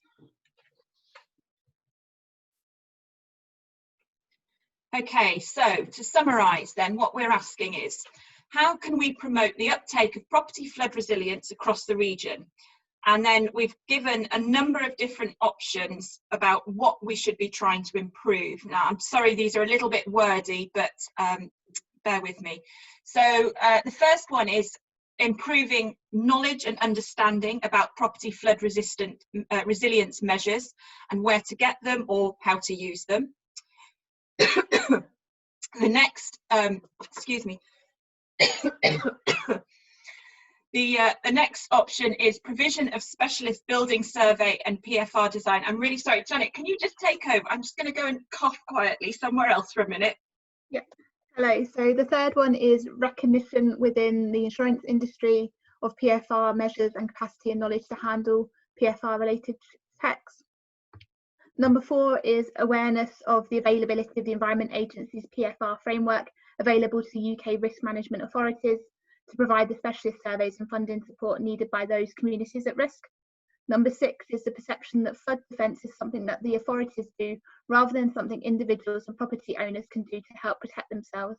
And number 7 is the acceptance by people that while resistance measures provide a cost-effective way to protect a property, complete resistance to floodwater is not possible, and the resilience measures to remove water and clean up quickly following a flood event are also important. This is also written in the chat for you as well if you want to have a read.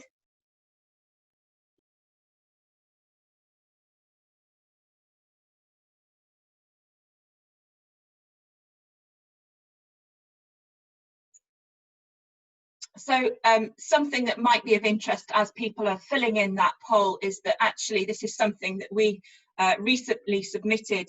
The Environment, Food and Rural Affairs Committee in Parliament ran a inquiry into the recent flooding, or flooding earlier this year. It does seem a very long time ago suddenly. So much has happened since then, but these were some of the things that were actually identified as part of the Yorkshire Property Flood Resilience Pathfinder survey, and we actually submitted these as evidence to that committee as things that people were actually identifying as key issues that they were, you know, seeing on the ground. I think we've stopped. Yeah, brilliant. Okay, so it looks like knowledge and understanding about property flood resilience measures, where to get them or how to use them, has come out as the most popular option for something that we should be trying to improve. Hang on. And hot on the heels behind that is the perception that flood defence is something that the authorities do rather than something that individuals and property owners can do to help protect themselves. And actually, no, I've just read that wrong, haven't I? Hang on. Oh, heck. I can't actually see the bottom. Hello, so the bottom one, which actually came in first, is acceptance by people that while resistance measures provide a cost-effective way to protect the property, complete resistance to flood water is not possible, and resilience measures to remove water and clean up quickly following a flood are also important. And that came in at 55% of the votes. Sorry, that is the most popular one. Yeah, I can see that now. I couldn't before. Oh dear. Okay, right. So I'm aware that there's something in the Q&A. So we've got a question in from Steve Barge for the panel. Great question regarding grants for property level flood protection. A few years back, I lived in a flood risk area, had flooding to within 25 millimetres of threshold. The insurance company viewed that property had been flooded as water within curtilage and required property level flood protection to maintain insurance. However, grant application was rejected as the actual property didn't flood. It would be good to see anyone at significant flood risks being able to access grants. I assume that, I think that's actually, rather than a question, it's a sort of statement following up from what we saw earlier. I don't know if anyone has anything to add to that. Yeah, I think we are beholden by whatever the grant rules are each time the grant is rolled out. The first variant of the grant came out after the tidal surge and the Somerset levels flooding in 2013-14, and then the Boxing Day flooding 2015, and then there's been two slight variants of the grants from November last year and February this year. And on each occasion, even including the two sets recently, the rules have changed, and it really ties down what you can actually promote as part of the scheme. Properties can't have benefited in the previous grants. There's a de minimis amount of properties that need to have flooded within an authority area, and a range of other things that actually prevent the grant being targeted to some properties that were either flooded in a minor way or just fall foul of not quite fitting whatever the rules are on the process.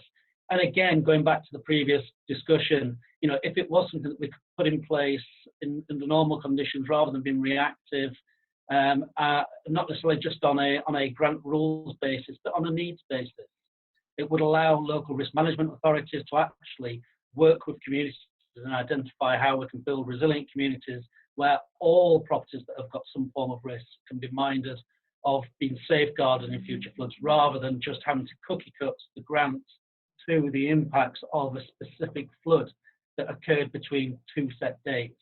But the problem is government obviously to be seen to be putting money on the table after a big flood event, so that they can promote how they've helped the nation to recover from flooding.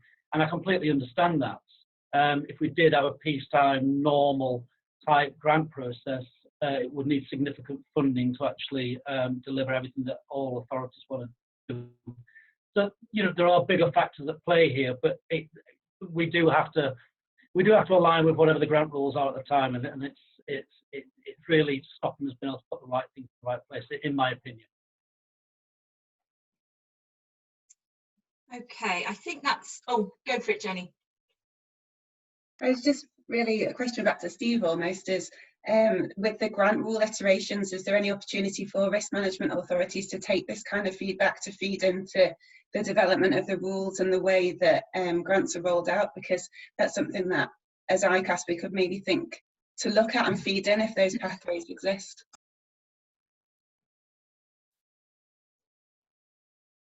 Well, if I may jump in, it was for yeah, Paula, yeah, either of you. It's just more a comment, really. But well, one thing that I was going to say is that the rules have been changing. Like they have tried different things. At the beginning in 2012, I think it was more the national government had more the control, and then it was given more to the local authorities. So there has been changes. But yes, in terms of feeding back and trying to take on this information, yeah, I don't know if Steve can tell us a little bit more. I just think with the communicating flood risks, there's the opportunity both ways to communicate to the public and also to communicate the other way. So it would be good to see if there's opportunities there. Can you hear me, guys? Yeah, you just froze briefly. Hi, yeah, I was having some stability problems apparently with the internet. DEFRA contacted me in November after the last floods and asked me to look through the guidance around the latest variant of the grants, which was great, a great opportunity to be able to feed into it. However, you know, although you're given the opportunity to feed into the documentation by, you know, people within DEFRA that are looking to try to make, you know, the very best of the funding that's available, I think I'll go back to that previous comment. They can't always put in those requests because there are bigger things at play with, you know, with Whitehall funding in general. There was a big review after the Boxing Day grant process, which I know others on this call and elsewhere will have fed back into. And it is good that they do contact us in advance of each of these grant variants. You know, the Pathfinder project's a good opportunity to feed into that. We've got links directly into the DEFRA Resilience Roundtable now. So hopefully, you know, we will be able to make it better from the inside, but it is part of a much bigger process. And, you know, how effective those requests will be, I just can't, you know, I can't say really. Okay, thank you all. So I think based on the time, we need to move on to the next session. So if you guys could please turn your videos off, that would be great. So now we're going to hear from David Dawson and Andy Brown about green-blue infrastructure business cases and the systems approach to urban infrastructure management.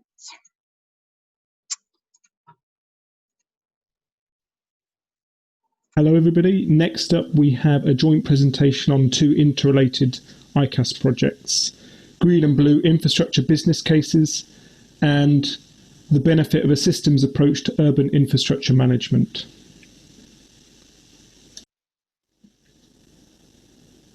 First up, Professor Andrew Brown from Leeds University Business School will give an outline of a project which aims to improve the way government appraises green and blue infrastructure in business cases. One of the outcomes of this project has been a number of recommendations for the current process to be modified and improved. And David Dawson will follow up by showing how a novel approach to catchment scale hydrology can help apply these principles in practice. Hello everybody, my name's Andrew Brown and I shall tell you a little bit about the Green and Blue Infrastructure Business Case project that I lead. The project addresses the problem of valuing the benefits of green and blue infrastructure in business cases, following the Treasury's 5-case model. At the moment, it's well recognised that the model and the process for appraisal and development is better suited to more traditional economic benefits or travel time benefits, but valuing green and blue infrastructure benefits is challenging. The way we address this in our project is first we developed what's called a system approach, or applied that approach which had previously co-developed with the Treasury in the context of valuing infrastructure. We undertook a tool review, a conceptual review, we did case studies, and we drew on a wide range of academic expertise, including Transport Economists Institute for Transport Studies, who led our tool review, and ecological economists in Faculty of Environment, and also economists from Faculty of Business, who developed our conceptual review. We found a range of findings. So a key one I just want to start off with is we must recognise there are different discourses in play. So champions of green and blue infrastructure have a great deal of expertise around often technical issues around its environmental benefits, but often not expertise in economics and transport economics, which is the discourse which dominates the appraisal process, and in which appraisers are often experts. So we've got to break down barriers between discourses. That will take time, and that's a key message to the project, and we want something that needs to be done on a step-by-step basis. Another key contextual issue that came up again and again and is challenging is that what a government department, or a particular bit of a government department, will recognise as able to count as a benefit of a project or a programme changes through time and depending on what the project is. And it's often not clear to appraisers and developers of GBI business cases what the particular rules are, what are going to count for the particular business case they're making. So it's a definite plea that we're making in this project for more consistency from Whitehall, from central government, in what counts and what doesn't count as a benefit. Another contextual issue which is more positive in terms of the implications it has for getting change, which better recognises and better values green and blue infrastructure. Well, we have a climate emergency and we have the COVID-19 crisis. Both of these are leading to huge pressure to get green and blue infrastructure delivered, and that means it's got to be better valued. And so that is something important as we try to take forward our recommendations.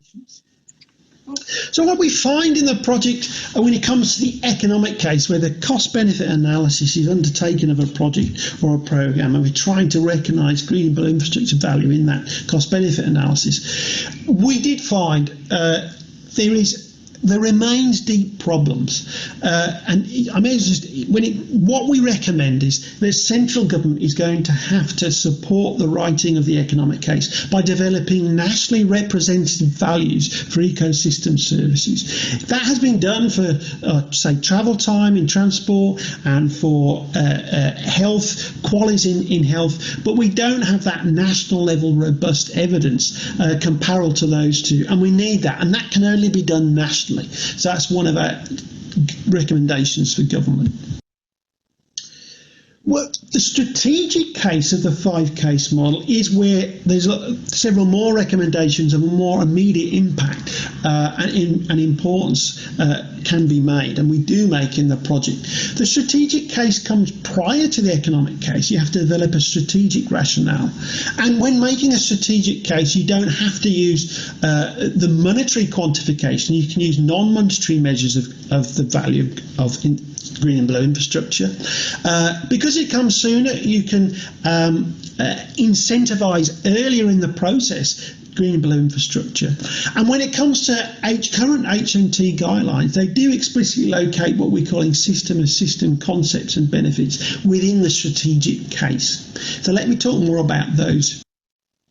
So within the project, we look at this system-of-system approach. That's best understood in comparison to the standard approach when making business cases and doing economic valuation. Basically, the standard approach is most appropriate, most applicable for small-scale projects and impacts, where you can neglect feedback from the wider system. Fine, but when you're looking at the wider benefits of green and blue infrastructure, they're trying to precisely change the wider system for the better. We're trying to address climate change, the ecosystem, the climate of the globe ultimately. These are system-wide impacts. So therefore we need a system process of a set of principles for valuation, which we develop in our project. Now, I don't have time to go through the table, but this is in the conceptual part of the project. We do go through a lot of these system concepts. I would point out, when you look at this table, that the bottom three rows there, fundamental uncertainty, preferences being shaped by what you're providing, green blue infrastructure, and large scale system level of interventions. These are all mentioned in the current Green Book Valuing Infrastructure to Spend Supplementary Guide, and these are all characteristics of green blue infrastructure. So we think it is clear we should be using a systems approach. Okay, so those are key points. Let me finish with the key recommendations building over those points. Well, greater weight being given to the strategic case of the 5-case model over and above the economic case. Indeed, for very large projects with very large impacts, we recommend not using the economic case at all. System valuation principles, as I've mentioned, should underpin development of the strategic case, improvements in GBI business case guidelines and developments. Two other things follow what I'm saying. We stress fourth recommendation, try to develop large-scale green and blue infrastructure programs so that we're valuing green and blue infrastructure at a program, large-scale level, not specific projects, small-scale projects, which are harder to get the value of green and blue infrastructure recognised in business cases. And finally, the importance, I hope has been clear throughout what I'm saying, of integrated provisioning, avoiding silos, being systematic, recognising connections and valuing connections, interdependencies between systems. That's very important systemic principle, both in valuation and organisation for the business case valuation procedures. Okay, so the project hasn't finished. Comments are welcome. We're finalising these recommendations, and I know that David now will tell us more about a particular project which offers an example of this systemic approach, this system principles in action. Thank you very much. Thanks, Andy, and hello everyone. My name's David, and I'm here to tell you about our iCASP project known as Systems Approaches to Urban Infrastructure Management. And the project came out of a series of outputs from a previous research grant where we were looking to promote system-based approaches to flood risk management and how we might connect existing infrastructure and planning to delivering improvements in resilience. And of course this was very much research-based, and the next step for us was obviously, well, it seems quite practical what we developed. How do we actually put this into reality? And obviously iCASP is a perfect vehicle for helping steer that, and so they quickly put us in contact with people at Leeds City Council and the Environment Agency, and we started telling them what we were doing, and we were delighted that they were positive and understood, and were really quite progressive in their thinking alongside us of pushing this systems-based approach. And so we decided on a sort of plan of action which revolved around reviewing Whitebeck Phase 1 flood scheme in the city centre that's already been funded, but that would enable us to demonstrate the benefits of using the research and maybe help steer future developments. So Whitebeck's situated on the east side of Leeds, and one of the first stages of the approach, we won't see them all today, is to look at the flood risk problem, which you can see there on the right hand side of a flood map showing where the water hazard is located across the catchment. Now we can play with that to some extent. and what we do to sort of open up the system, as we might say, is look at where the source of that flood water is coming from. And as you can see on the left, the areas highlighted in blue, the darkest blue, contribute the most to flood risk across the entire catchment. So we look at the model contribution, and this could be, in this case, what you're looking at is the maximum area that will be flooded from that particular area. It's up to 15 hectares in some cases, which is about 15 football pitches. But we can also look at maximum depth. So it's about including that entire pathway of water in your planning rather than just the impacts themselves. The Whitebeck Phase 1 was interesting from a sort of systems perspective because the Leeds City Council were able to get a housing developer, in this case Keepmoat Homes and Strata, to contribute to a flood scheme further downstream, which is illustrated there in the pink, and the housing, well, one of the housing development sites in the brown. There was 3 sites across the catchment, and this just examples one of them. And this was the type of activity that we wanted to see if we could identify if we were to broaden our perspective to the entire catchment. And by looking at the entire catchment from this sort of broader perspective, we are then able to look at other developments from regeneration data from major planning applications and site allocation plans, and try and identify areas where opportunities exist for co-development of schemes, and bringing in our understanding about what those areas contribute to the entire catchment in terms of flood risk. So what you can see here briefly is we've identified an example here in the north area of the catchment known as Redhall, an area which contributes highly to flood risk across the catchment, but also has housing allocation plans and a major transport scheme situated within it. So anything that's done in this area as an intervention to flood risk will have a benefit across the entire catchment. And the swim project is currently continuing, and at the moment we're finalising the review of Whitebeck Phase 1 and understanding what other opportunities were there, not just sort of single sites, but also if it's possible to look at multiple sites to build them together into more of a programme of work. And that's led us to thinking about how we might describe these as sort of key principles for further flood schemes in the region. So an example of what we might be considering is there in the table about embedding resilience in our regeneration planning, trying to improve innovation between infrastructure schemes through the joint business cases, and this idea of building more strategic resilience programs rather than singular site and project schemes.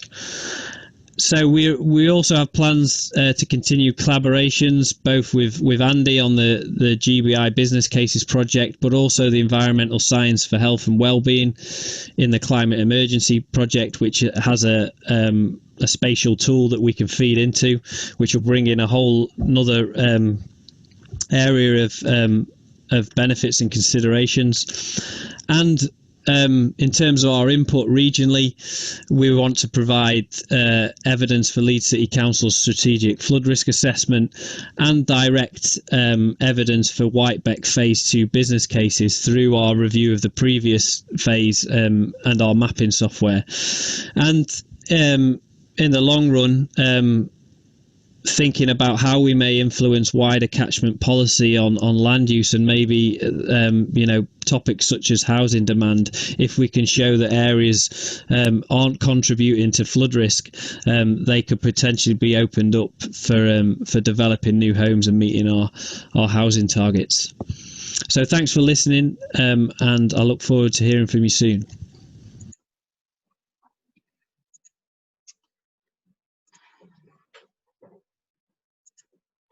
Okay, thank you, Andy and David. I'm just checking to see. I'm afraid I'm having some problems with this at this end. So, okay. So we're just going to take a few questions now, and I believe Mike Potter has asked one. So Andy, do you think you could switch on your camera, please? And if you could just summarise that for anyone who hasn't seen it and then provide an answer, please.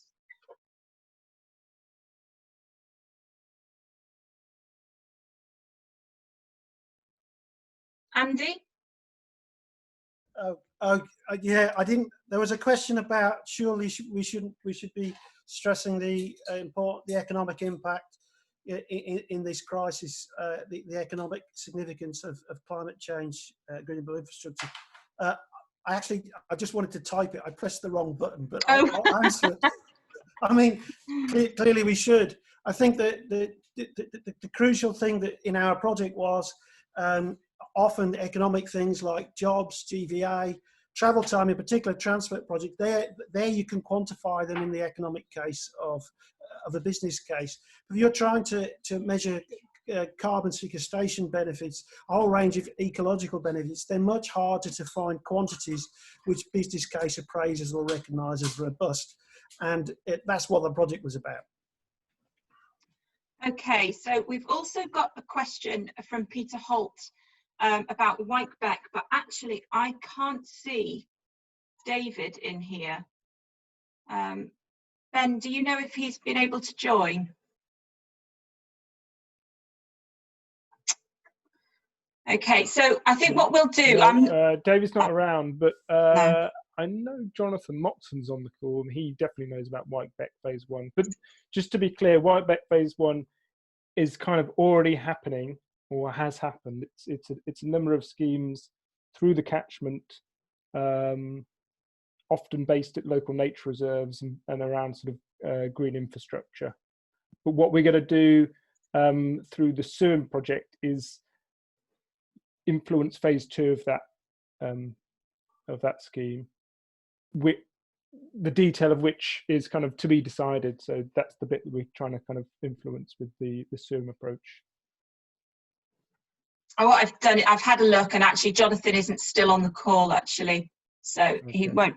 But what we can do is I can raise that with David anyway. We do have a record of the different questions raised. So we've just got 2 more polls to go quickly. So Janet, if you can pop the next one up, and Duncan, if you can get ready to do your summary, please. So for anyone who can't see the polls, the first question is, based on what you've heard here today, do you have any ideas for how we can bring different projects together or other ways to help us maximise the impact from those projects? And the second is, do you have any new ideas for potential projects that you'd like us to explore with you?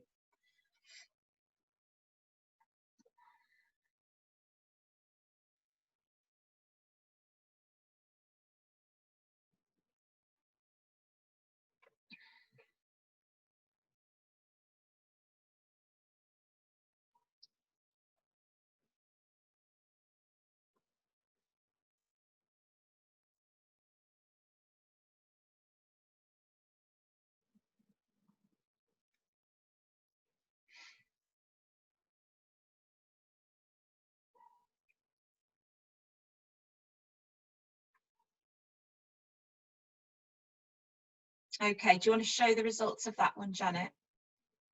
Okay, so 41% of people thought that they may have some ideas for bringing different projects together. 59% felt no, and 36% of people felt that they do have some new ideas for potential projects to explore with us, and we'd love to hear those from you. That would be great. Can you do the next poll, Janet, please? I'm just really aware of the time, so I'm sorry, I'm hurrying you terribly. So this final one is in response to something that we got from several people in feedback to Confluence last year, saying, I really want you to put me in touch with other people who were there. And it was something that we hadn't actually done. We hadn't asked for permission when people were signing up. And so what we've done is we've actually written this poll. So if you say, yes, do share my name, organisation and email address, it means that we'll be able to share that with other people who've also indicated that. We won't share it with anyone else outside of the group, and it will just be that. So at the moment, for example, I can see that 18 people have said, yes, do share those details. So it'll just be shared within that small group. It won't go any wider than that. But this is something that people have specifically said to us in the past. They feel it's, you know, we obviously act as a really good networking opportunity. So it's a way of us helping sort of build some of those links and connections. And I know that somebody at the beginning of the webinar was actually asking if there was going to be a list of people. And I can't actually provide a list to everybody, but this is the closest thing I can get to providing some useful information. So while we're just getting the final results of that coming in, Duncan, can you please switch on your microphone and your camera and get ready to do your summary? I can see that, oh, okay, so brilliant, thank you. 31 people have said that they'd like us to share those details, and what we'll do is we'll get that out next week. Yeah, hopefully that will start some really nice interactions. Okay, so over to you, Duncan, to summarise, please. Okay, thank you. I'll do my best to wrap up quickly because I know we're over time, but we've learned a few things today. I mean, as you've heard, iCASP is relatively unique in Yorkshire in the way in which it delivers projects. All our projects are a partnership between a wealth of different organisations and academia using existing science to provide catchment-based solutions. But in our poll, 59% of you said that iCASP had helped you in some way, which is fantastic. Now, our projects are rural or urban focused and everything in between. And today we've explored the theme of climate resilience for Yorkshire cities and towns.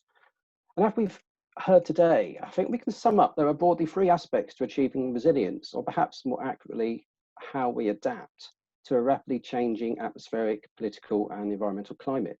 So number one, we've heard how it's important to tailor early warning, information and planning systems to meet the needs of the most vulnerable.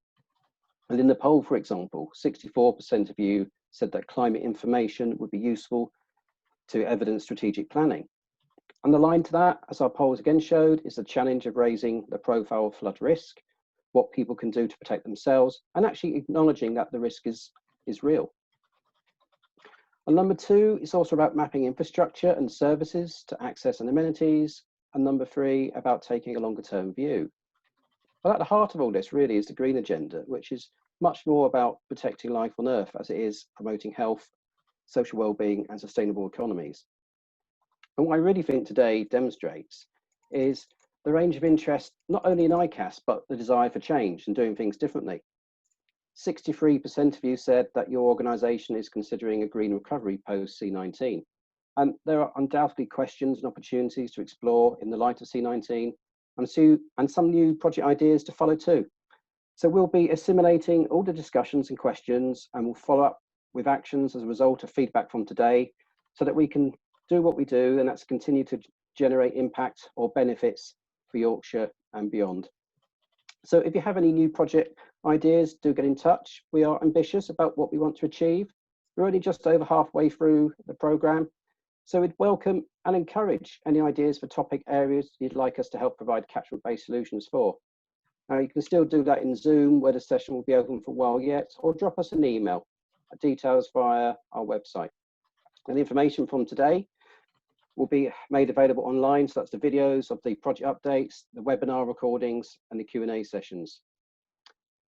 Finally, but not quite, I'd like to give you a reminder that I'm going to see or hear many of you again on Tuesday for our second session, which is on sustainable agriculture, and it's titled Where Next for Yorkshire's Soils. But before I hand over to Poppy in a moment, there's two very important things I'd like to say. And firstly, it's a thank you to everyone for attending. We've had an amazing over 100 attendees on this call today from across the globe. So please do stay in touch with us, please. And in particular, I'd like to thank all the panel and thank you to my team for working really hard to pull this together under what are difficult conditions. And I think they've done really well today. So a big thank you to them. And finally, I hope to see you all in our virtual bar with a virtual pint, maybe even a curry, where we can continue some of these conversations in a few minutes. So back over to you, Poppy. Okay, I think that summarises everything. So yeah, it'd be great to see some of you over in the virtual bar. Please take any other questions that you've got over there and ask it over a beer or a non-alcoholic drink. And yeah, I think that's everything. I'm going to stop this recording now, but I'm actually going to keep it running for a bit so I can download various bits of information. So yeah, but hopefully see you in the bar shortly.